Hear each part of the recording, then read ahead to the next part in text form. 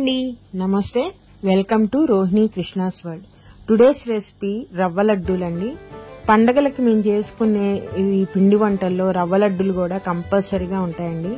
ఎంతో ఈజీగా చేసుకునే ఈ రవ్వ లడ్డూల్ని చాలా మంది ఆరే కొద్ది గట్టిగా ఉంటాయని చేసుకోరండి. కానీ ఈ రోజు నేను చెప్పే కొలతలతో నేను చెప్పే విధంగా చేసుకుంటే లడ్డూలు చాలా జ్యూసీగా ఎక్కువ రోజులు కూడా నిల్వ ఉంటాయండి. మరి అంత టేస్టీ అయినా ఈజీ అయినా రవ్వ లడ్డూని ఎలా చేయాలో ఏంటో మీకు కూడా చూపిస్తాను. నా కిచెన్లోకి వెళ్ళిపోదాం పదండి.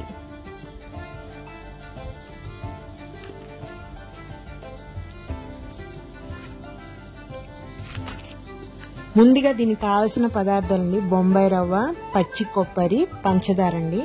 నేను 3 కూడా ఈక్వల్ క్వాంటిటీలో తీసుకుంటున్నాను. స్టవ్ వెలిగించేసుకొని ఒక ప్యాన్ పెట్టుకొని నేను ఇక్కడ 2 గరిటెలు నెయ్యి వేసుకుంటున్నానండి.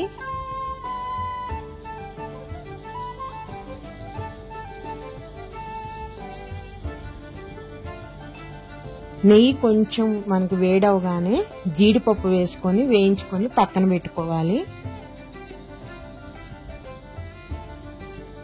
కిస్మిస్ ఇష్టం ఉంటే కూడా వేయించుకోవచ్చు అండి. మేము తినము కిస్మిస్, అందుకని నేను కిస్మిస్ వేయించట్లేదు. ఎర్రగా వేయించుకోగానే దోరగా తీసి ఒక ప్లేట్లో పెట్టేసుకోవాలి.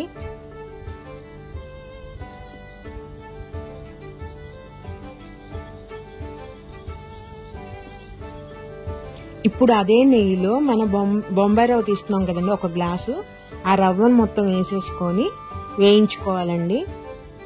సిమ్లో పెట్టుకొని కలర్ చేంజ్ అయ్యి మంచి స్మెల్ వచ్చే వరకు మనం బొంబాయి రవ్వని వేయించుకోవాలండి.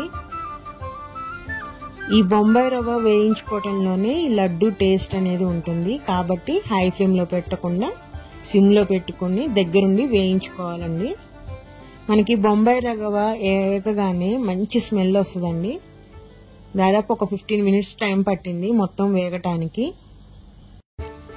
ఈ రవ్వ లడ్డుల్ని ఎక్కువగా మనం గణేష్ నవరాత్రులకి, వరలక్ష్మి వ్రతం అప్పుడు, సంక్రాంతి అప్పుడు చేసుకుంటా ఉంటాం కదండి. కానీ ఇప్పుడు పండగల వరకు వెయిట్ చేసే అవసరం లేకుండా ఎప్పుడు కావాలంటే అప్పుడు చేసుకుంటా ఉంటున్నాం కదా. కానీ ఈ రోజుల్లో ఎక్కువగా స్వీట్ షాప్లోనే తెచ్చేసుకుంటున్నాం కదండి స్వీట్స్ని. అలా కాకుండా మనం ఇంట్లోనే చేసుకుంటే క్వాలిటీ అయిన ఐటమ్స్తో చేసుకుంటాం కదా. అందువలన ఈ ఫుడ్ అనేది ఎంతో హెల్త్కి మంచిదండి, అలానే టేస్టీగా కూడా ఉంటుంది. ఎప్పుడైతే బొంబాయి రవ్వ వేగి మంచి స్మెల్ వస్తుందో అప్పుడు పచ్చి కొబ్బరి కూడా రవ్వలో వేసేసి వేయించుకోవాలండి. ఫ్లేమ్ మటుకి లో ఫ్లేమ్లోనే పెట్టుకోవాలి. ఈ పచ్చి కొబ్బరి కూడా వేగి మనకి మంచి స్మెల్ వస్తుందండి, అప్పుడు దాకా మనం వేయించుకోవాలి.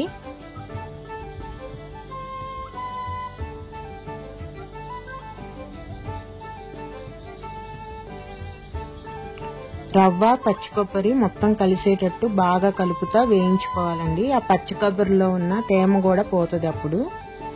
దానివల్ల లడ్డూలు అనేది ఎక్కువ రోజులు నిల్వ ఉంటాయి. ఎండు కొబ్బరి కూడా వేసి చేస్తారండి. అది ఒక రకమైన టేస్ట్, ఇది ఒక రకమైన టేస్ట్ అండి. పచ్చి కొబ్బరితో చాలా బాగుంటాయి.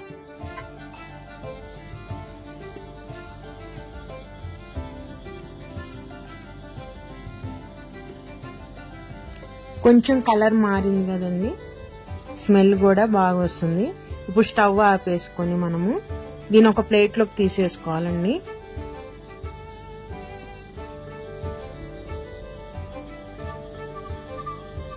ఇప్పుడు అదే ప్యాన్ లో మనము పంచదార తీసుకున్నాం కదా, గ్లాస్ పంచదార, అది మొత్తం వేసేసుకొని ఒక హాఫ్ గ్లాస్ వాటర్ పోసుకోవాలండి. ఆ గ్లాస్ వాటర్ పోసేసుకొని ఆ వాటర్లో పంచదార మొత్తం కరిగే వరకు మనం తిప్పుతా ఉండాలి. ఈ రవ్వ లడ్డూలకి పంచదార పాకం తీగ పాకం రావాలండి. మనకి లైట్ తీగ పాకం వస్తే సరిపోతుంది.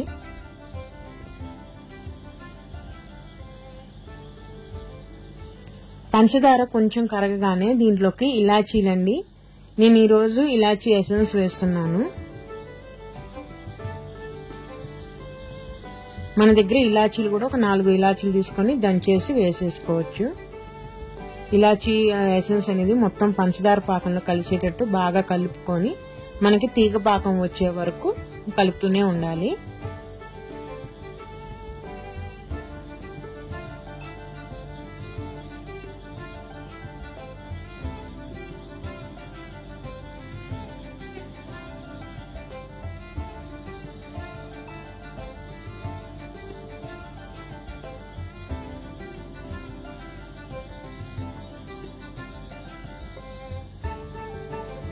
రవ్వ లడ్డూలు నిల్వ ఉండాలంటే పాకం కూడా కరెక్ట్గా ఉండాలండి. లైట్ తీగ పాకం వస్తే సరిపోతుంది. పాకం రాగానే మనం ఇందాక వేయించి పెట్టుకున్న రవ్వ పచ్చి కొబ్బరి ఉంది కదండి, ఆ పౌడర్ మొత్తము ఆ పాకంలో వేసేసి పాకం మొత్తం రవ్వకి కలిసేటట్టుగా బాగా కలుపుకోవాలండి. సిమ్లో పెట్టేసుకోవాలి ఫ్లేమ్ అనేది.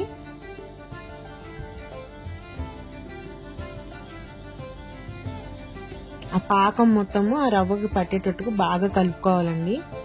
దీనివల్ల రవ్వ అనేది కొంచెం ఉడికి మనకి ముద్దగా తయారవుతుంది.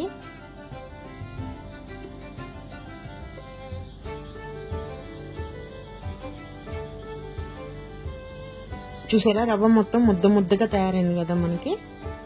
ఈ విధంగా వస్తే సరిపోతుందండి.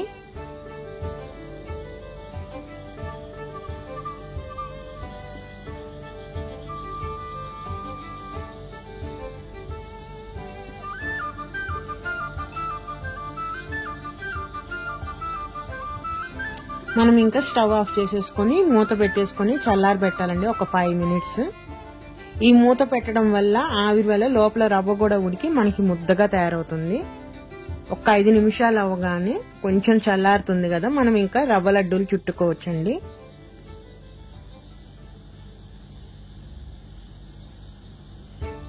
మనం ఇందాక వేయించుకున్న జీడిపప్పు పెట్టుకుంటూ లడ్డూలాగా చుట్టుకోవటమేనండి.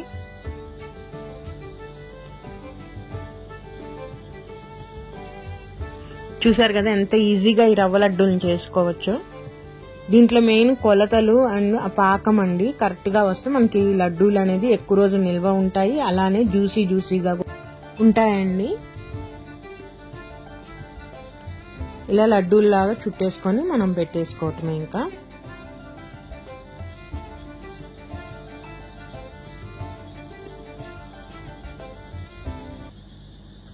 ఇదేనండి ఈరోజు వీడియో.